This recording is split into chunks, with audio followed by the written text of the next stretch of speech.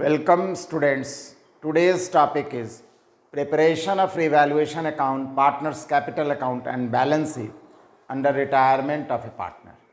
एक साझेदार के अवकाश ग्रहण करने की अवस्था में revaluation account, partners capital account और बैलेंस शीट के बनाने की पूरी जानकारी विथ एग्जाम्पल इस प्रेजेंट वीडियो में हम पेश करने जा रहे हैं।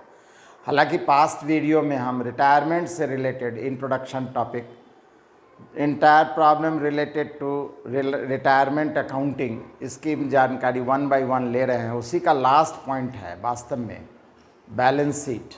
हम अब तक आपको preparation of revaluation account, goodwill related to account, goodwill related accounting, partners capital account, यहाँ तक की जानकारी आपको करा चुके हैं। अब आज का जो वीडियो है वो हमारा प्रिपरेशन ऑफ बैलेंस शीट से रिलेटेड है। तो स्वाभाविक तौर पर बैलेंस शीट इंडिपेंडेंट नहीं है, उसके पहले हमें preparation of revaluation account, partners capital account compulsory prepare करना पड़ता है। गुडविल का वैल्यूएशन या अकाउंटिंग तो करना ही पड़ता है। इन सब कारणों से हम कंप्लीट एक एग्जाम्पल क्वेश्चन लेकर के पूरे प्रिपरेशन की जानकारी हम आपके सामने में इस प्रेजेंट वीडियो में लेंगे। साथ ही साथ बैलेंस शीट का प्रिपरेशन भी उसी बहाने, उसी कंटिन्यूएशन में आपका आ जाएगा। तो फिलहाल बैलेंस शीट की जब जानकारी देने की बात आती है तो बैलेंस शीट का प्रिपरेशन आफ्टर रिटायरमेंट कैसे किया जाता है, तो नेचुरल है बैलेंस शीट का प्रिपरेशन कुछ डिफरेंट तरीके से नहीं होगा। हाँ, आफ्टर रिटायरमेंट जो एसेट्स और लायबिलिटीज़ में वैल्यू में चेंजेस आया, चेंज करके लिखना है, बस इतनी ही नई बात है। हमारे करने का मतलब बैलेंस शीट के लायबिलिटी साइड में अब तक हम कैपिटल लिखते थे, आज भी लिखेंगे, लेकिन आज कैपिटल किस पार्टनर का लिखेंगे, तो रिमेनिंग और कंटिन्यूइंग पार्टनर का लिखेंगे। बाकी रिटायर्ड पार्टनर तो समाप्त हो चुका है, अब उसका कैपिटल कंटिन्यू नहीं करेगा। हाँ, रिटायर पार्टनर के कैपिटल बैलेंस का पेमेंट हमने कैसे किया है, अगर लोन के रूप में किया है तो सेकंड आइटम हमारा लायबिलिटी साइड में रिटायर्ड पार्टनर लोन आ जाएगा। अगर कैश के रूप में पेमेंट किया है तो फिर एसेट साइड में कैश के अमाउंट से उसको डिडक्ट कर देंगे, पेमेंट कर देंगे। इसके बाद अदर लायबिलिटीज़ जो है, एक्सटर्नल लायबिलिटीज़ जितनी भी, अगर चेंज हुआ है किसी का भी वैल्यू, जैसे आउटस्टैंडिंग एक्सपेंसेस में नया क्रिएशन है या इंक्रीज़ इन आउटस्टैंडिंग एक्सपेंसेस है तो उसे हम नया क्रिएशन है तो अलग से लिखेंगे, अगर इंक्रीज़ है तो पहले वाले वैल्यू में ऐड करके लिखेंगे। इस तरीके से अगर चेंजेस है किसी भी एसेट्स और लायबिलिटीज़ में तो चेंज करके लिखेंगे, नहीं तो एज इट इज़ जैसे वैल्यू है पास्ट वैल्यू को ही हम कॉपी कर देंगे। हाँ, इंटरनल एसेट्स और लायबिलिटीज़ की बात जैसे करते हैं, रिजर्व्स है, स्टेटमेंट पीएल की बात करें, उसमें प्रॉफिट हो या लॉस हो, एसेट्स में हो या लायबिलिटीज़ में, चूँकि ऑलरेडी पार्टनर्स कैपिटल अकाउंट में हम इसको रिकॉर्ड कर चुके हैं, गुडविल की अकाउंटिंग पार्टनर्स कैपिटल अकाउंट में आ चुका है, इसलिए अलग से फिर बैलेंस शीट में इसको हम नहीं शो करेंगे। एग्जैक्टली एसेट साइड में भी जितने भी एसेट्स हैं एक एक करके सभी के वैल्यू को दिखलाएंगे, प्रेजेंट वैल्यू को दिखलाएंगे, अगर पास्ट वैल्यू में इंक्रीज डिक्रीज है, चेंजेस है तो चेंज करके दिखलाएंगे। अब एक ही पॉइंट बच जाता है कैश बैलेंस एसेट साइड में। तो कैश का जो ओपनिंग बैलेंस है, वैल्यू है, अगर रिटायर पार्टनर का कैपिटल पेमेंट कैश में किया गया है तो उसको हम डिडक्ट करके माइनस करके दिखलाएंगे, अदरवाइज अनचेंज्ड रहेगा हमारा कैश बैलेंस। और इस तरीके से टोटल ऑफ बैलेंस शीट करेंगे तो टोटल हमारा मैच कर जाएगा। इससे रिलेटेड एक एग्जाम्पल क्वेश्चन हम आपके सामने में ले रहे हैं और फिर उसका सॉल्यूशन भी इसी प्रेजेंट वीडियो में पेश करेंगे, हम प्रेजेंट करेंगे। क्वेश्चन है हमारे सामने में, Simran 1, Simran 2 and Simran 3 are partner. They share profit and losses in their capital ratio. Balance sheet stood as follows. Liability side में capital Simran 1, 2, 3 का है, sundry creditors है, outstanding expenses PL है, total amount है 12,700. Asset side में bank balance है, sundry debtors 1500 less provision 100, stock 3,500, investments 1200, fixed assets 5,000, total amount 12,700. Simran 3 retires on the following conditions. A condition है, fixed assets reduced by 10%, investments are to be revalued at ₹1,000, debtors were all good, outstanding expenses increased by 60 rupees, goodwill of the firm valued at ₹900. Prepare revaluation account, partners capital account and balance sheet। इस तरीके से इस question में कुछ बातें हैं जो कि, यानी बहुत सारी बातें हैं जो कि इसी क्वेश्चन में इंक्लूड कर लिया गया है। एक तो हमारा स्टेट पीएल अकाउंट का बैलेंस लायबिलिटीज़ में दिया गया है, दूसरा पॉइंट है डेटर्स में प्रोविज़न है और नीचे एडजस्टमेंट्स बोलता है कि सभी डेटर्स गुड है, अच्छे हैं, मिल जाएंगे। मतलब 100 जो प्रोविज़न था, डूबने का चांस था, वो अब नहीं डूबेगा, फ़ायदा हो गया बिज़नेस के लिए। ये एक दो नई बातें हैं। इन सभी बातों को ध्यान में रखते हुए जैसे ट्रेडिशनली हम क्वेश्चंस को सॉल्व करते आए हैं, यहाँ पर भी सॉल्व करेंगे। तो सबसे पहले हम प्रिपेयर करेंगे रीवैल्यूएशन अकाउंट। तो सॉल्यूशन हम प्रेजेंट करने जा रहे हैं। सॉल्यूशन में हम सबसे पहले बनाएंगे रीवैल्यूएशन अकाउंट। जैसा कि जानते हैं रीवैल्यूएशन अकाउंट में दो साइड बनता है पर्टिकुलर अमाउंट्स के नाम से, डेबिट में भी और क्रेडिट में भी। यहाँ लॉस नेचर आइटम को प्रेजेंट करेंगे और इस साइड में प्रॉफिट नेचर आइटम को प्रेजेंट करेंगे। वन बाय वन सभी चेंजेस को ध्यान में रखेंगे। तो सबसे पहला चेंज दिया गया है, फिक्स्ड एसेट्स को 10% से रिड्यूस करना है। एसेट्स का डिडक्शन लॉस फॉर बिजनेस और recorded in the name of depreciation on fixed assets.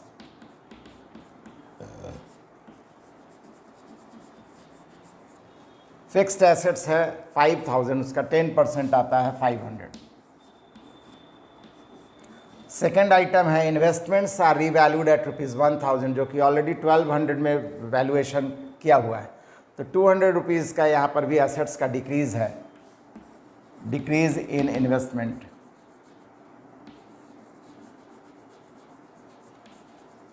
₹200। Debtors were all good, जबकि डेटर्स में 100 का हमारा प्रोविज़न फॉर डाउटफुल डेट्स, डूबने का चांस था, जो कि अब नहीं डूबेगा, फ़ायदा हो गया, क्रेडिट में डालेंगे। Decrease in provision on debtors 100।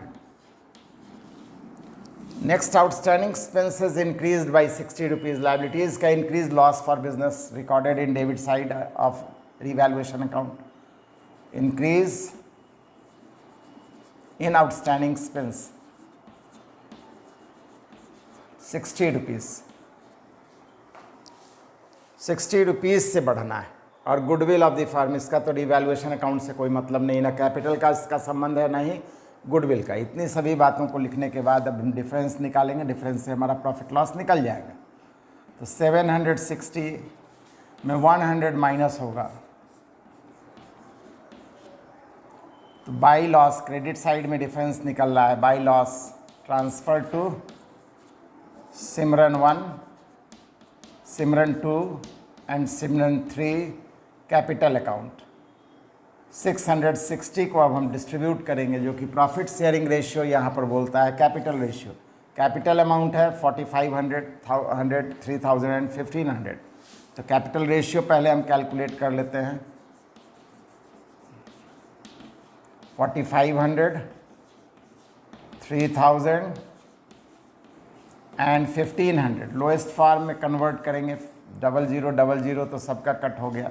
15 से डिविजिबल है 1, 2, 3। रेशियो आ गया 3 to 1।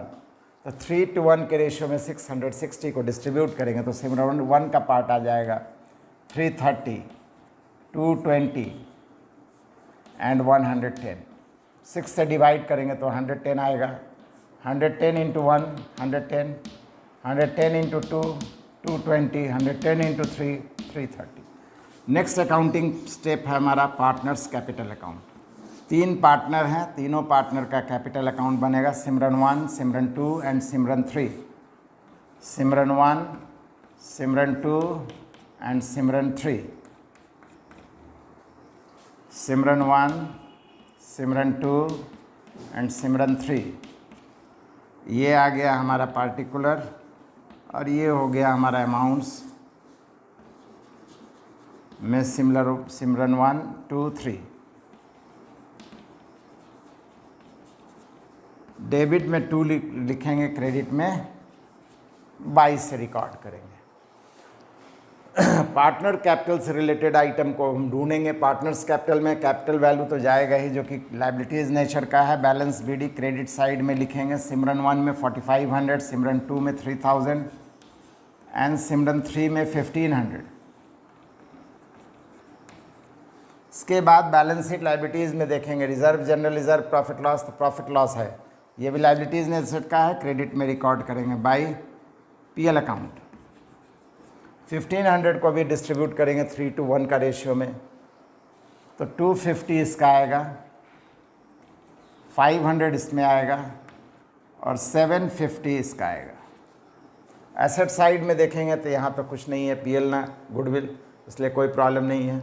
इसके पश्चात रीवैल्यूएशन के लॉस को लिखेंगे, रीवैल्यूएशन अकाउंट, लॉस है इसलिए डेबिट में आएगा, प्रॉफिट रहता तो क्रेडिट में जाता। 330, 220, 110।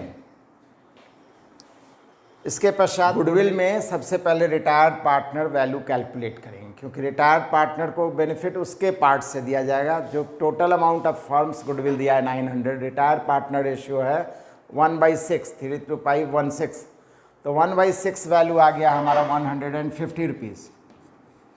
इसको कौन कंट्रीब्यूट करेगा, रिस्पॉन्सिबल होगा, तो रिमेनिंग पार्टनर सिमरन 1 और 2 इन देयर गेनिंग रेशियो। तो अब हम गेनिंग रेशियो कैलकुलेट करें। जब रेशियो में कोई भी अदर इन्फॉर्मेशन नहीं है, इसका मतलब remaining partner ratio will be gaining ratio. इसका मतलब 3 और 2, 3:2 इज़ द गेनिंग रेशियो। तो 3:2 के रेशियो में 150 रुपीज़ को डिस्ट्रीब्यूट करेंगे, तो 5 से डिवाइड होगा इंटू 3, ये आ जाएगा सिमरन 1 का पार्ट।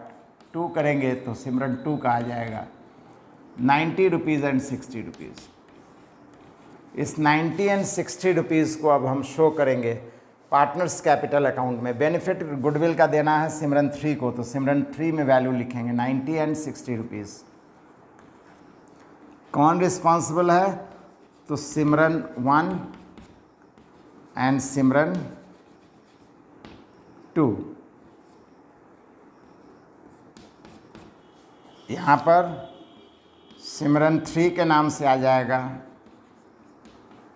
1 और 2 में वैल्यू आएगा 90 रुपीज़ एंड 60 रुपीज़। इस तरीके से गुडविल की भी अकाउंटिंग कंप्लीट हो गई।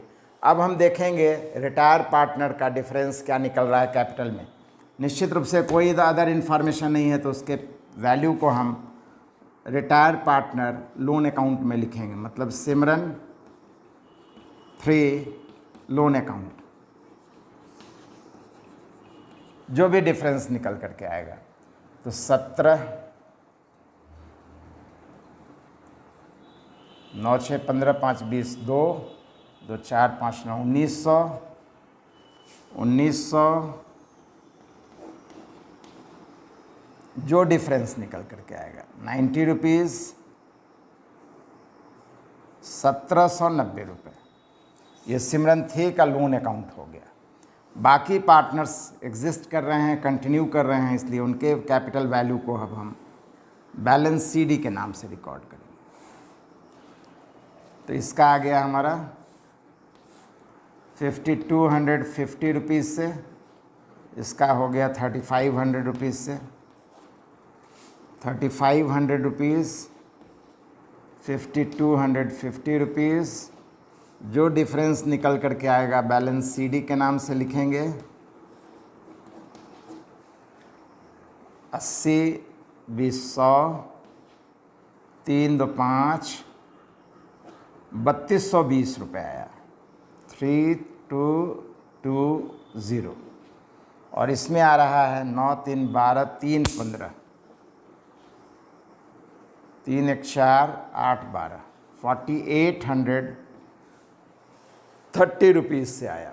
इस तरीके से दोनों के अमाउंट के बैलेंस को हम बैलेंस सीडी के नाम से रिकॉर्ड करेंगे। तो पार्टनर्स कैपिटल अकाउंट तक का अकाउंटिंग कंप्लीट हो गया। तो नेक्स्ट स्टेप में हमारा बैलेंस शीट बनेगा। हेडिंग देंगे balance sheet.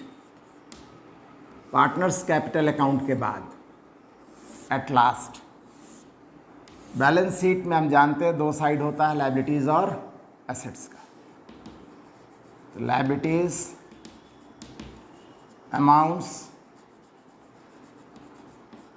Amounts in rupees, assets right hand side में amounts in rupees.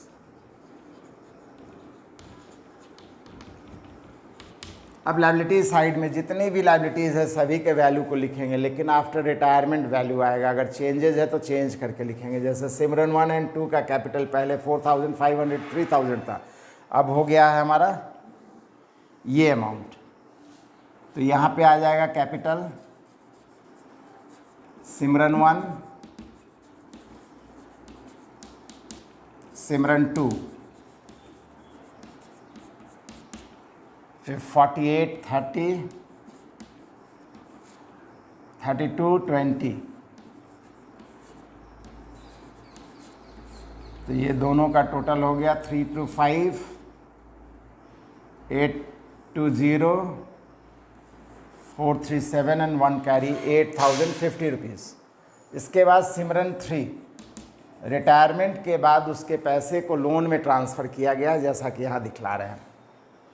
Simran 3 loan account, तो सिमरन 3 loan account, partners loan account, amount कितना है 1790। तो ये तो कैपिटल में चेंजेस आया। क्रेडिटर्स 2000 का 2000 आज भी है, इसमें कोई चेंजेस नहीं है।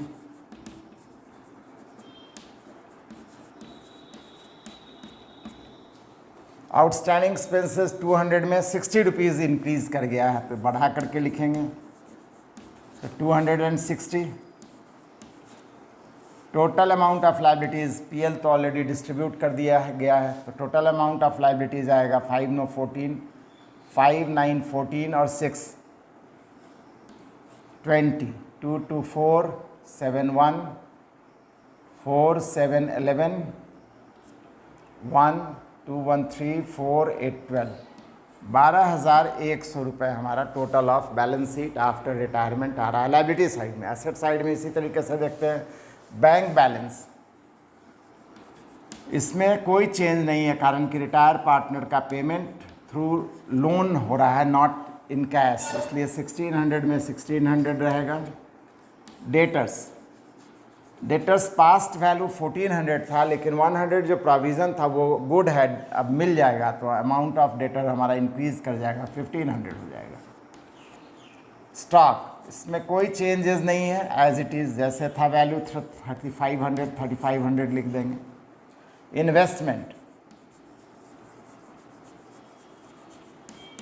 इन्वेस्टमेंट्स का वैल्यू 1200 था, अब 1000 हो गया।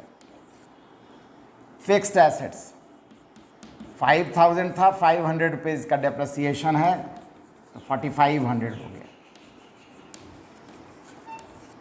Total of asset side total आ जाएगा 6 5 11 5 16 5 21 2 4 6 1 7 3 10 11 12 12,100 रुपये हमारा एसेट साइड का भी टोटल आ गया। इस तरीके से बैलेंस शीट का भी प्रिपरेशन कंप्लीट हो गया। क्वेश्चन का सॉल्यूशन पूरी तरीके से हमारे सामने में आ गया।